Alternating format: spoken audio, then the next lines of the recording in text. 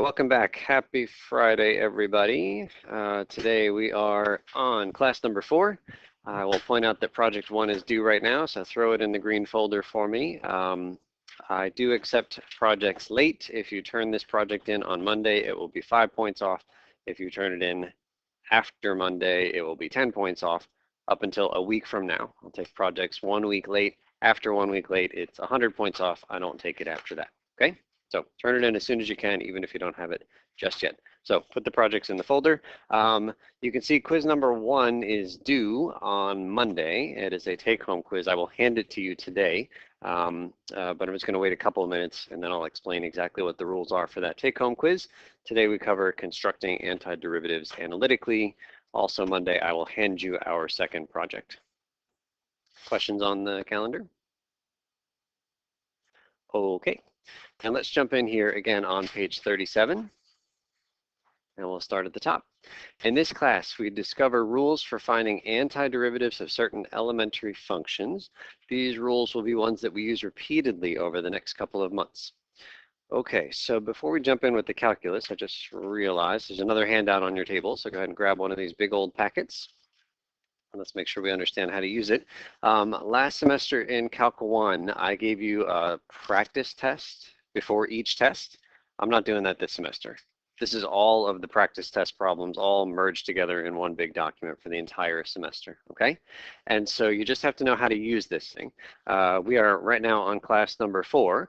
The problems in this packet are not necessarily in order, so as you study for test 1, you don't want to just do 1 through whatever. You got to make sure you are looking at the right problems. So for example, if you want to practice the material from this class, number 4, you look on the first page in the left-hand column, you see it says class 4. That's not a great example, it's blank. If you wanted to look for problems from the previous class, class number 3, then you would go into this packet and you would try 5 and 6 and 7 and 16 and 68. Everybody see that? And so like I said, if you go in order, you're probably not going to do 68, like in preparation for the first test. So you don't want to go in order. You want to go ahead and use the problems that are indicated on the chart on this first page. If you flip to the next page, you get a chart that is extremely similar to the chart on the first page, but it's not the same. Put a big line through this chart on the second page. You're not using it. Big line through the chart, the entire first page, entire second page is one that you will not use. So just use the chart on the first page. Any questions on that? Okay. All right. Let's talk quiz. Yeah, let's talk quiz stuff right now. So I'm going to hand this out. I'm going to ask you to not look at any of the problems on the quiz, but I do want us to look at the instructions on the top of the quiz. And the take-home quizzes this semester have very different rules from last semester, so I want to be really clear on how they work. I mentioned that I made these changes, and this is one of them. So if you don't mind kind of covering up everything below the thing in the box, we're going to look at all the instructions, but don't look at the stuff below the box. So here it says at the top, recommended time limit is 60 minutes. It's an untimed quiz, but this is just kind of for your reference. Aside from a scientific calculator, this is a closed resource take-home quiz. You may not use any books, any notes, any reference sheets, any people, or anything that uses electricity, like your computer or your phone, other than a scientific calculator. There is no time limit on this quiz. Feel free to ignore the recommended time limit at the top of the page. So here's the idea, and I mentioned this the other day. I want the quizzes to be an opportunity for you to get honest feedback on how you are doing in terms of preparing for the tests. I have made the quizzes very low stakes. The quizzes are worth 4% of your entire grade. I think there's 5 of them through the semester, so this quiz right here is worth less than 1% of your grade. I cannot watch over you this weekend while you take this quiz. If you have your book in front of you, I'm not going to know, but you are not doing yourself any favors by using your book while you take this quiz. And I want this quiz, when you take this quiz, I want it to simulate what you're going to see on the test, and the test is worth a heck of a lot more than this quiz here. So take the quiz, treat it like it's a test. And that will give you a good sense of where you stand in terms of preparations for the test. This also means there's another change happening in terms of like how you physically take this quiz compared to last semester.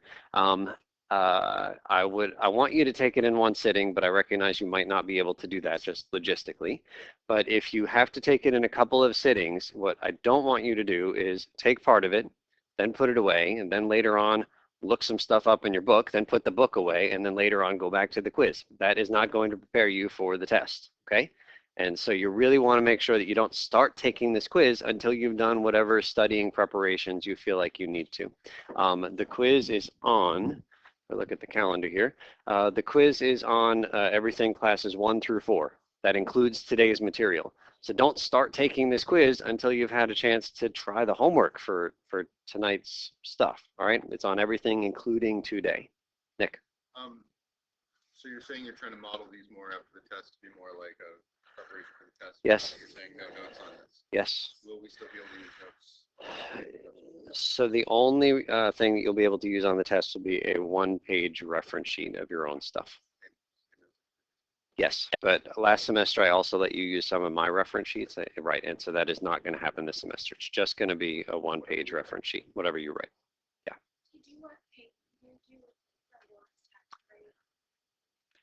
I do not do that. Other questions? Okay. All right, so go ahead and put the quiz away. Like I said, you don't want to take it, you don't want to start it until you've done whatever preparations you want to for it. It is not supposed to be something that is stress-inducing. Like I said, it is worth, oh yeah. Like I said, it is worth less than 1%. Is that 1 or 2 there? 1. Yeah, it's worth less than 1% of your grade. Really treat it as if you were taking a test. And then you'll get a very accurate sense of where you are. Okay, so here we are again back in the packet. Number 1, we know that this integral represents an area, integral from 1 to 3 of 8x cubed dx. Here is the graph of y equals 8x cubed.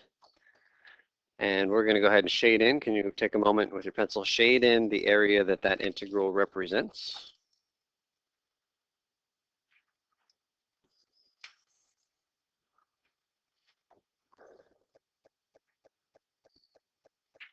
This one is everything between 1 and 3, so in there. And we have been playing around with definite integrals for the last 2 classes.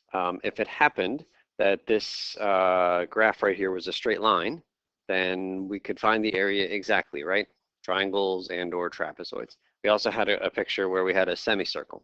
And again, we could find the area exactly because it was a nice part of a circle.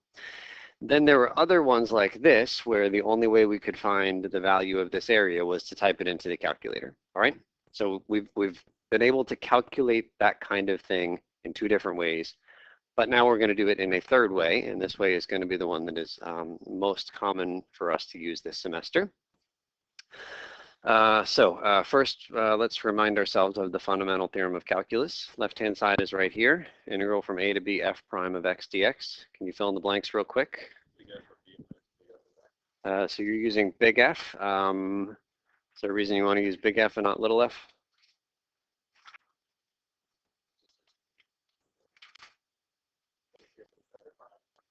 Yeah, it's the antiderivative of whatever's in there is what we're putting here. So I think it's this. There are versions where it's a capital F in there and a little f out here, or vice versa. Yeah. Okay, so let's take a look at our fundamental theorem in our case. We're looking for the integral from 1 to 3 of 8x cubed dx. So that must equal f of 3 minus f of 1, where f is an antiderivative of 8x cubed, right? And so we've been dancing around this antiderivative idea for the last 2 classes. Let's see if we can actually, like write down an antiderivative of 8x cubed. Let's give it a shot. Looking for someone whose derivative is 8x cubed. So we'll do this in pieces. When I ask antiderivative questions in class, it's kind of difficult because in some sense, every antiderivative is a miracle. And as soon as the first person has the miracle and shouts the answer out, nobody else has that opportunity to have their own miracle. So let's maybe not shout them out right away for antiderivative questions, but thinking about the x cubed first, forget about the 8. X cubed, If somebody takes a derivative and gets x cubed, what power of x do they start with? Shout that out. X to the fourth, right? Because we know that x to the fourth would become a 4x cubed. So I feel like, in part, an x to the fourth has to be part of this answer. But if this were the original function and I took a derivative, I would get 4x to the third, right? I wanted to get 8x to the third. What number can I put right here that's going to get multiplied by that will build the 8, Anna? 2. If we put a 2 there, then the 4 comes down and multiplies by the 2 and builds exactly the 8. So by a little miracle, we come up with our antiderivative 2x to the fourth. Okay, we'll get there. Okay, so putting it all together, integral of 8x cubed dx from 1 to 3 is equal to, remember, antiderivative at 3 minus antiderivative at 1. So that means taking 2x to the fourth and plugging in 3 and 1 and subtracting in that order. Brand new notation for us. We're going to use it a bunch this semester. It's right here. That 2x to the fourth is the antiderivative we just found. You can see it's inside of brackets, and you can see up at the top it says x equals 3, and at the bottom it says x equals 1. Same order that they were on the integral sign. What that means, this whole thing means, plug in 3, plug in 1, and subtract. It means exactly what the fundamental theorem is telling us to do, okay? So we're going to use this notation, and we'll start practicing with it in the activity today. And so the rest of this is just easy calculations, right? We plug in the 3. 3 to the fourth is 81 times 2. That's the 162. We plug in the 1. 1 to the fourth is 1. Doubled is 2. That's right there. And we subtract always top guy minus bottom guy. And in this case, we get 160. Again, what does 160 represent in that picture? It's the area. The area under that curve between 1 and 3, 160. Okay, so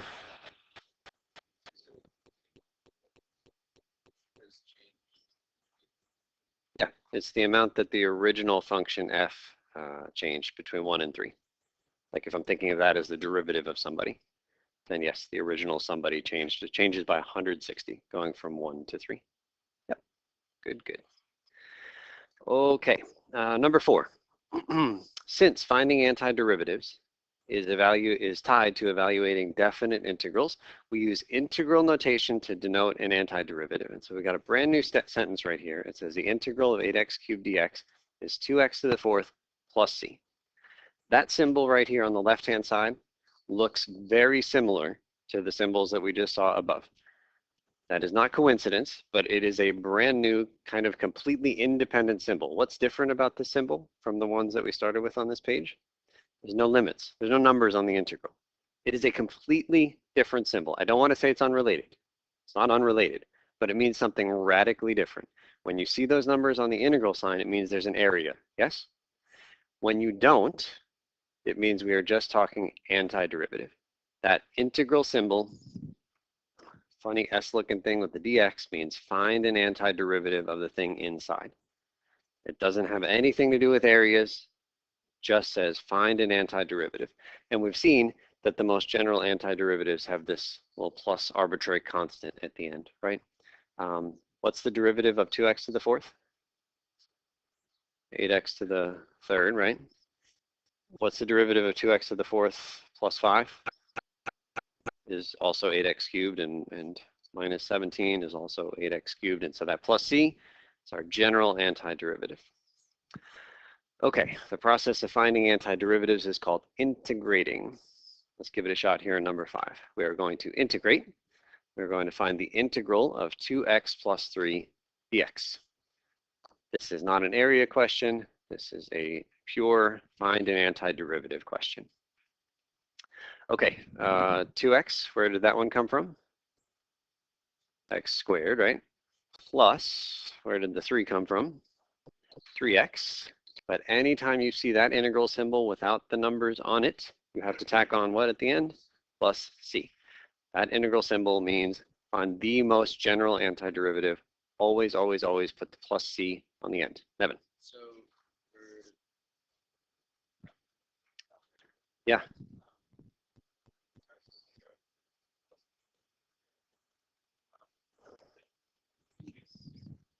Yeah.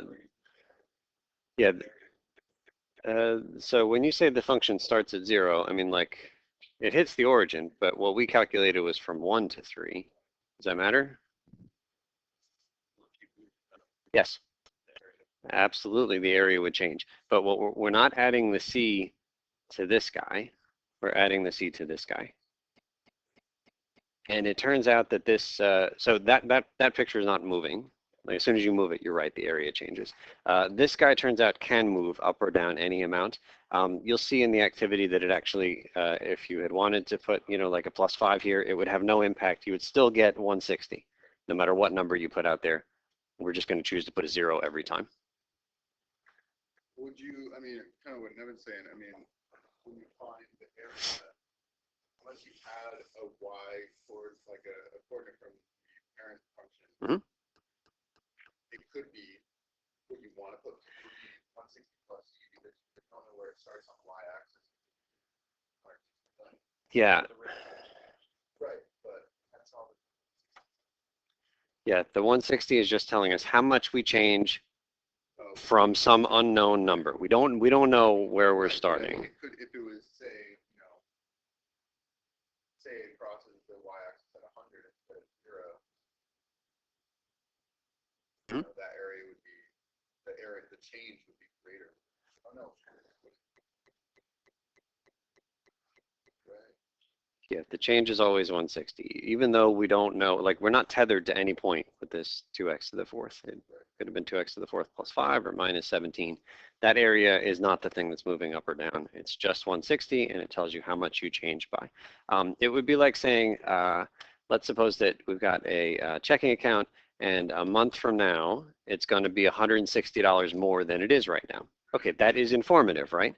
But you cannot tell me how much money you're going to have a month from now. If I tell you the bank account is empty, then how much will you have a month from now? 160. But if I tell you currently you have $10 in the bank account, then what will you have a month from now? 170. So like we're kind of we're talking about like different pieces of information. What we know for sure is that the change is 160. What you are contemplating is that you don't know what the final value is unless you have an initial, and I agree. Yeah. Okay. All right, good questions. Let's move on to the next page. So kind of summarizing some of what we've done, when the integral sign doesn't have any limits of integration on it, no numbers, then the integral is called an indefinite integral, as opposed to the definite integrals, which do have limits on the integral sign. And we'll just remind you that definite integrals definitely mean area. Okay, definite integrals mean area. Okay, a couple of notation things. We talked about notation earlier this semester. That dx is a necessary piece of every integral. Anytime you write an integral symbol, you might save yourself some points by immediately giving yourself a little blank space and then putting a dx or d whatever letter the variable is. Got to have it. Even though the symbols are far apart, that integral symbol and that dx go hand in hand. You cannot have one without the other. Also, it always goes at the far right, dx at the end. And for indefinite integrals, those are the ones without the numbers, the plus c is mandatory. You got to put it. Omitting the plus c will plus cost you points. See what we did there? Yeah. Okay, number 7. Finding antiderivatives is going to be important for us this semester. How can we find antiderivatives? We're going to reverse our differentiation formulas. In number 8, let's figure out some basic antiderivatives. We'll write this first one in symbols and in words. Let's take a look at the first one here. Integral of x to the n, x to a power. So the derivative rule says you bring the power down, you copy the x, and you subtract 1, right? That's derivatives. We did it a million times last semester. Bring the power down, copy the x, subtract 1 from the power. We need to do the opposite of that, and we need to do it in reverse order. What was the last thing we did here when we did our derivative? So we subtracted 1 from the power. So what's the opposite? Add 1 to the power. So this is going to become x to the n plus 1. One more time for derivatives. Derivatives. Bring the power down, copy the x, subtract 1. We've dealt with the opposite of the subtract one. Now we have to deal with this bringing the power down. Bringing the power down is not a mathematical operation. Really what we did is we multiplied by the power, right? I said bring it down, but really it becomes a multiply by the power. So what's the opposite of multiplying by the power? Dividing by the power. And we got to be really clear. Are we dividing by the new power or the old power? This is maybe not so obvious. But what if I gave you something like this? X to the third. And I asked you to find a derivative. So it's a 3x to the second, right? Okay, and so when I want to divide by the right thing, like if I want to get rid of this 3 here, am I dividing by the smaller power or the bigger power? It's the bigger power. It's the newer power. It's the +1 power. It's that.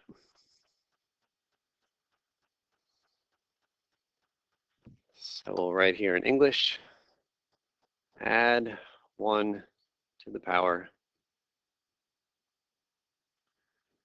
divide by the new power.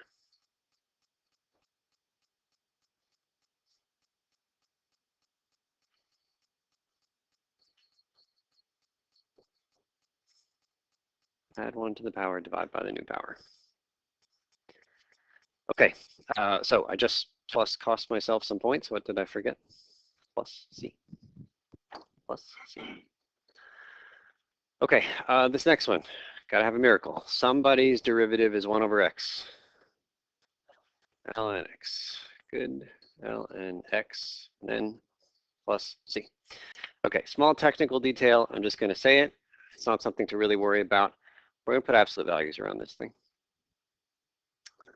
If you forget to put absolute values around it, you're not going to lose any points. If you want to know why we want to put absolute values around it, see me outside of class. But when you look in your book, you're going to see absolute value there. Okay, let's fill in the rest of these here. E to the x, where did it come from? E to the x, right? Because the derivative of e to the x doesn't change. The antiderivative also doesn't change. Best antiderivative ever. A to the x. Okay, it's similar. I'm actually just going to start, you know, kind of naively by following the same pattern. A to the x. Remember, this is like a number to the x. Just to remind ourselves here. We didn't do this one as often as e to the x. What's the derivative of 2 to the x? 2 to the x, ln of 2. Remember, we'd have to put in a times ln of the a, right? Okay. Yeah, and so instead of multiplying by ln of the number, we need to do the opposite. We need to divide by ln of the number. So divided by ln of a. That's it right there. Plus C. Great. Not on that guy. Okay, the next row, integral of cosine, integral of sine. They're tricky.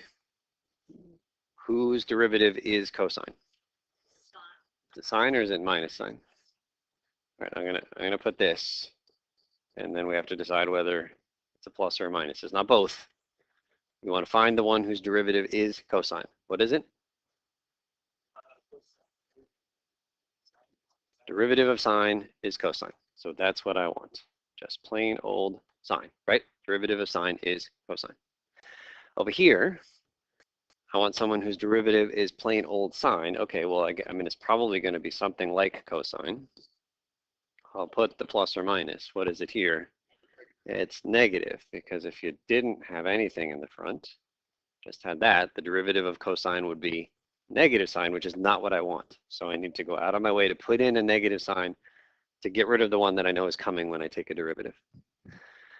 Okay, keep on trucking in the next one. Integral of f of x plus or minus g of x dx. Derivatives of sums and differences are really nice. You can just completely separate them, right? And so for the same reason, we can separate them for antiderivatives. So this is really the integral of f of x plus or minus integral of g of x. There.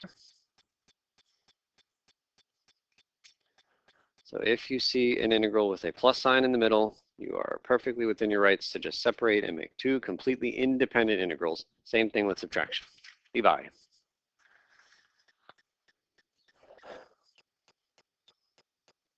We do. Got some blank spaces here. You cannot have an integral sign without a d something, dx, or both. You don't put the plus c until you actually do an antiderivative. So the integral of g of x is still giving you instructions. You still need to do an antiderivative, and when you do that, you tack on your plus c. Okay, this next one has a constant multiple. So for example, like if I gave you 5 times like ln of x, and I asked you to find the derivative, what would you do with the 5? You just hang on to it. It would sit there waiting for you to find the derivative of ln. So in the same way that constant multiples just kind of hang out when you're doing derivatives, they also hang out when you're doing antiderivatives. So you can take that c and you can just pull it right outside of the integral, which probably is going to have the impact of making the integral a little bit more manageable. So when you see a constant multiple, you can just swing it right to the front and tack it on at the end. Just as a quick example, and we'll do another one down here, but one of the integrals that we did here, the very first one we did was 8x cubed, right? 8x cubed dx. That's the first example we talked about. Okay, let's see if we can use our new rules. We just kind of intuited the answer was 2x to the 4th, but let's see if we can use our new rules here. So first of all, that 8, what can we do with it? I can just pull it right outside. I think there's space here for us to do this. 8x cubed dx. So you can pull the 8 out in the front. I'll put a little dot, you don't need it. X to the 3rd dx, okay? So that has the impact of making the integrand, the thing inside the integral, simpler. Great. X to the 3rd, that's our power rule. We can look at it in terms of the ends. For me, I think of it in terms of the words. Add 1 to the power, divide by the new power. Equals 8 times. Add 1 to the power becomes x to the 4th. Divide by which power? The 4th, the new power. And then the 8 and the 4 cancel, and we get exactly the same thing we got before. What did we forget here? Plus c. And then that's 2x to the 4 plus c. Okay?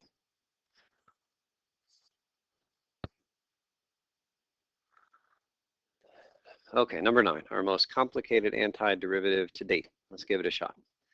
Integral of 2/5 e to the x minus the quantity x minus 1 over square root of x, all dx. Okay, it's quite complicated. At the moment, it doesn't look exactly like any of the antiderivative formulas we just built up above. So we need to do some manipulation to make it look like some formula that we can handle. Okay, the first thing I see is that fundamentally this is a subtraction problem. And subtraction problems for integrals are really nice because you can separate them. So that's the first step. 2/5 e to the x minus x minus 1 over square root of x. If I left anything out, you put it in.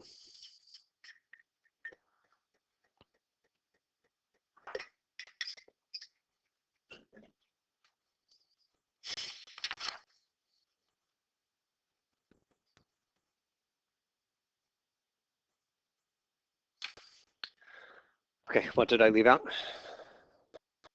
dx, 2 of them. Okay, so a little bit better. Next one. There's something I can do to clean up this first integrand. What can I do? 2/5 comes in the front. 2/5 integral e to the x dx. We'll handle that in a second, but lo and behold, we finally have one that we know. Integral of e to the x dx is up there. And so you do work to turn the complicated integrals you have into ones that you know. And at the end of the day, even though we're going to spend like 3 weeks working through like antiderivative formulas, a lot more complicated than the ones up above, ultimately, a lot of anti-differentiating is turning complicated things into one of the few that we know. There's not going to be many that we're going to know even after a few weeks. Minus. Okay, this guy right here. I mean, it's definitely not in the list, right? X minus 1 over square root of x is not there. So we need to do a little bit of algebra in order to turn this thing into some stuff that's in the list. It might not be clear why this is a good idea, but just follow me here. I'm going to take this and write it as 2 fractions. What is the denominator in my 2 fractions? Square root of x. And doing this kind of separating one fraction into two might not be something you have so much practice with, but you'll see why it's important in the very next step. Everybody okay with that? Anytime you have a single term in the denominator, you can split into different fractions. Okay, I did omit one thing. I'm going to put it here in a different color. I need parentheses here. That dx applies to the entire integrand. And it used to be the integrand was clearly one thing because it was a fraction. But now I've made it two things. I've made it two terms. And anytime your integrand is more than one term, you got to have parentheses. And I'll even show it to you up here. We had plus or minus inside. There were parentheses. There was a grouping symbol there, brackets. And on the previous page, when we did the integral of 8x cubed, that's one term. There were no parentheses. But down here, we had parentheses.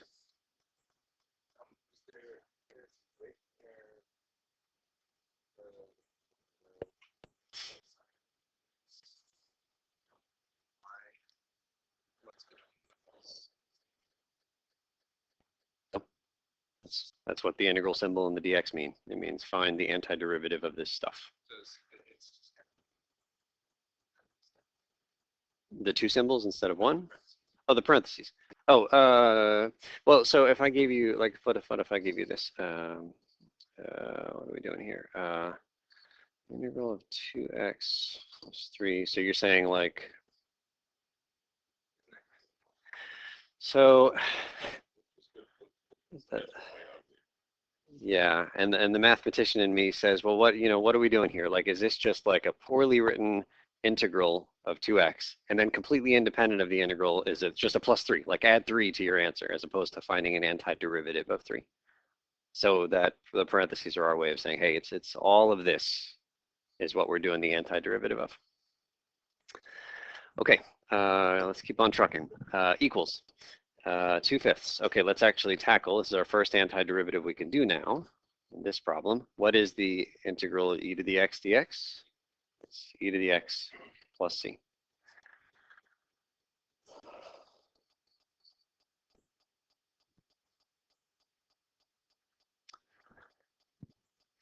I'm going to put some parentheses here. We'll talk about why those ones actually aren't important. But the 2/5 is technically multiplying by the entire integral, right? And if I didn't show you this 2/5, you'd say e to the x plus c. So in some sense, the 2/5 is multiplying by everything that we just got, e to the x plus c. We'll talk about why that's not important. Minus integral. Okay, we are going to clean up both of these terms in the second integral. We're going to smush these x's together. There is a power up here of a 1. The bottom is really x to what power? 1/2. What do you do with those powers to smush them? Subtract the powers, right?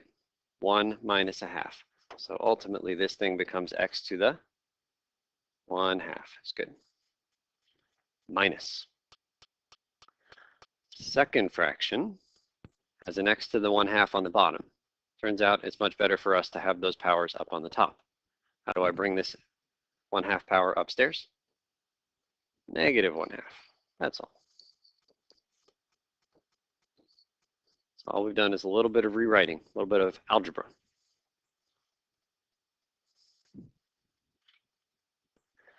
Okay, and now I think we are good to go. I'm going to copy this stuff here, 2/5 e to the x plus c minus x to the 1/2.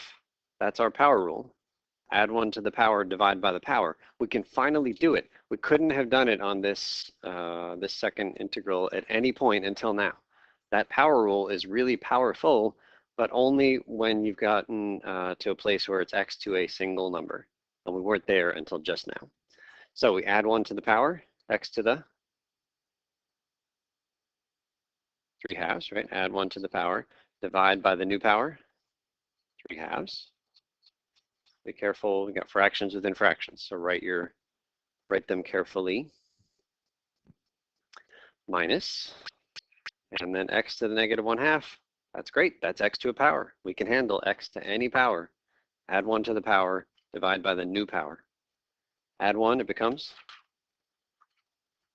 1/2 divided by 1/2. At the end, okay, plus c. This is a little bit difficult because I've already got a c over there, and you can't suggest that it's the same exact c over there. How about a k up here? It's just something different, just another constant. I mean, I guess it's not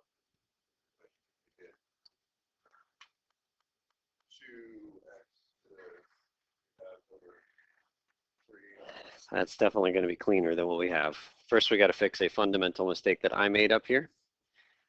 There was a subtract this entire integral. I have not done that. Subtract the entire integral, right? Got to be careful with those subtraction signs. Okay, so I think we are one step from our final answer. We just got to clean this mess up. Here we go. Final answer is equals. Okay, I'm going to put this 2/5 e to the x. I'm going to temporarily ignore that plus c. I'm not even going to bother writing it. We'll deal with it later. Minus. Okay, as Nick says, dividing by 3/2 is the same as multiplying by 2/3. So how about we do that? 2/3 x to the 3/2. Okay. And I'm distributing this subtraction symbol through, so this minus minus becomes a plus.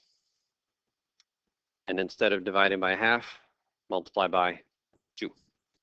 2x to the 1/2. So aside from the c and the k, this is as good as it's going to get. That's our final answer for all of this stuff with x. Okay? All right, so the last thing is about the c and the k. The concept is that if I take a derivative of all of this gobbledygook, I will get exactly this here, right? When I take the derivative of all that, I will get that. It'll be in a slightly different form. It'll be equivalent to this right here. If I were to add 17 to my final answer, and I take a derivative of the whole thing with the plus 17, what will I get? Still this. And if it had said minus 500, still this. And so the important thing isn't so much that we've got like a constant in here, but then it's multiplied by 2/5, and then there's a constant over here, but it's really a negative of a constant. At the end of the day, tacking on a constant at the very end of this problem accomplishes what I'm trying to accomplish. And so this is going to be the first of many times where we abuse that poor letter C. And at the very end here, I'm going to put plus C. It is not the same C that appeared earlier. This new plus C like absorbs the original C and the 2/5 and the K all into one magical constant, which we will call C, right? It is very bad form, but it is accepted in math. And if I wanted to justify just a tiny bit more, I would say 2/5 of a constant is simply a constant. How about we just rename it C? And then adding a constant to another constant is just a constant. How about we rename it C? Okay? So it is quite common to smush all of these C's together and just put a plus C. So that's our answer there. Phew. Okay, quick thing, and then the activities on the next page. There are many integrals we cannot yet do. For example, x times the sine of x does not fit nicely into any of the patterns up above. Can you pull this x out front like we did with the 2/5? No, it is a variable. Constant multiples can come out in the front. Variables cannot come outside of integrals. We have no technique to solve this one yet. We will soon. This guy right here, again, it's a multiplication. Again, it looks nothing like any of the ones that we've done. We cannot do it yet. We will be able to do this soon. This guy right here, if you had to choose whether you'd like to tackle 1 or 2, which one would you pick? 2 looks simpler, right? I mean, it's the same as 1, but without that extra x, which we don't know how to handle. It turns out 1 is the simpler one, and 2 is impossible. And it is not hard to make antiderivative problems that are impossible. So first 2 examples here we will get to do soon. Last one we will never get to do. Nobody will ever get to do. All right, we've got half an hour. Let's see if we can get through the activities. I'll walk around.